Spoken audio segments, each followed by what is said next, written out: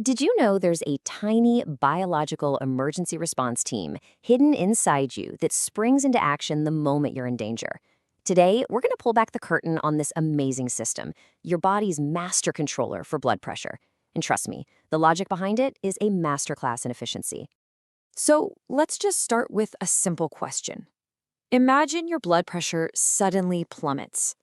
What do you think your body does in those first few seconds, before you even have a chance to feel dizzy?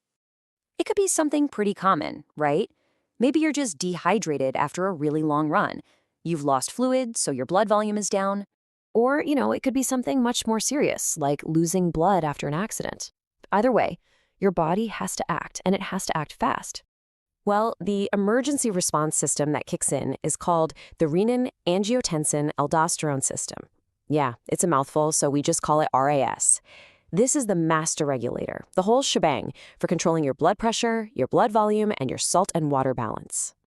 So first things first, how does the system even know there's a problem to begin with? It all starts with some incredibly sophisticated little sensors. Let's dive into how your body first senses the danger. The surprising hero in this story? Your kidneys. Now, we all think of them as just filters for our blood, but it turns out they're also these highly sensitive pressure detectors, constantly monitoring every drop of blood that flows through them. Deep inside the kidneys, there are these specialized little sensor cells that are on high alert 24/7. They're basically looking for a few key danger signs: a drop in blood pressure, less blood flowing through, a decrease in salt, or even those fight-or-flight danger signals from your nervous system. And when those sensors get triggered, the message is crystal clear: pressure is too low. The kidneys respond instantly by releasing a powerful enzyme called renin straight into your bloodstream. And that right there is the first domino to fall. Okay, but renin doesn't actually fix the problem all by itself. Not even close. Instead, its job is to start this really elegant and logical chain reaction.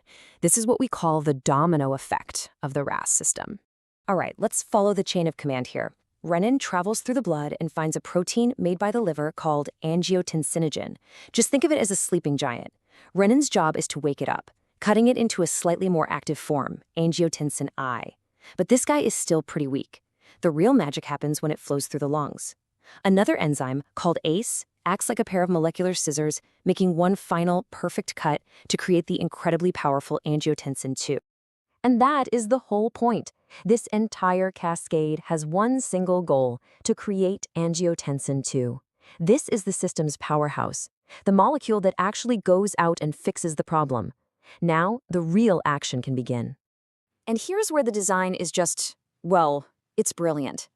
Angiotensin II doesn't just do one thing. Nope, it launches a coordinated, multi-pronged attack to get your body back in balance. It hits the problem from 4 different angles all at once. It squeezes your blood vessels for a quick fix, it tells your brain to hold on to water, it orders the kidneys to save salt, and it activates a hormonal backup plan for long-term stability. What a plan! So the first and fastest action is something called vasoconstriction. Angiotensin II tells the muscles in your blood vessel walls to clamp down and tighten up. It's exactly like squeezing a garden hose. The pressure inside instantly goes way up. This gives your blood pressure an immediate emergency boost. Next up, it sends a signal to the brain, telling it to release something called antidiuretic hormone, or ADH. ADH then travels down to the kidneys with one very simple command: stop releasing water. By holding on to more water, you increase your total blood volume, which helps raise your blood pressure in a more sustainable way. And here is where the system gets really, really clever. Angiotensin II also acts directly on the kidneys, in a specific area called the proximal tubule. What it does is supercharge a little molecular machine called the sodium-hydrogen exchanger. The logic here is just beautiful. By cranking up this exchanger, more sodium gets pulled out of your urine and back into your blood. And as you probably know, where sodium goes, water has to follow. It's a fundamental rule of biology. This simple process pulls more water back into your circulation, which increases your blood volume and therefore your blood pressure. See? A perfect chain of events. And finally, for the grand finale, angiotensin II calls in its backup. It travels to the adrenal glands, which sit right on top of your kidneys, and tells them to release another hormone called aldosterone. This is the final, long-lasting step. Aldosterone basically doubles down on the message to the kidneys. Keep all the sodium and water you possibly can. Now, this system is an absolute lifesaver in an emergency. But what happens when this incredibly powerful response gets stuck in the on position? Well, that's when the RAAS system can actually become a major medical problem. For a lot of people who have chronic high blood pressure, what doctors call hypertension, the root of the problem is an overactive RAAS system. It's constantly squeezing their blood vessels and forcing their body to hold onto salt and water, even when there's no real danger. And that, of course, leads to dangerously high blood pressure. And that's exactly why so many blood pressure medications are designed to target this system. You've got ACE inhibitors, which block those scissors, the ACE enzyme, so the powerful Angiotensin II can't even be formed in the first place. Then you have another class called ARBs. They work differently. They let Angiotensin II get made, but they block the receptors where it's supposed to act. It's kind of like putting a cover over a keyhole. The key is there, but it can't get in.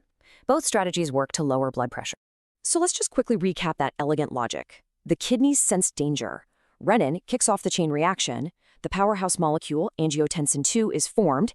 And through a perfectly coordinated effort of squeezing vessels and saving salt and water, your blood pressure is brought right back to normal. It's a beautifully logical system, isn't it? Simple in its goal, incredibly powerful in how it works, and absolutely life-saving.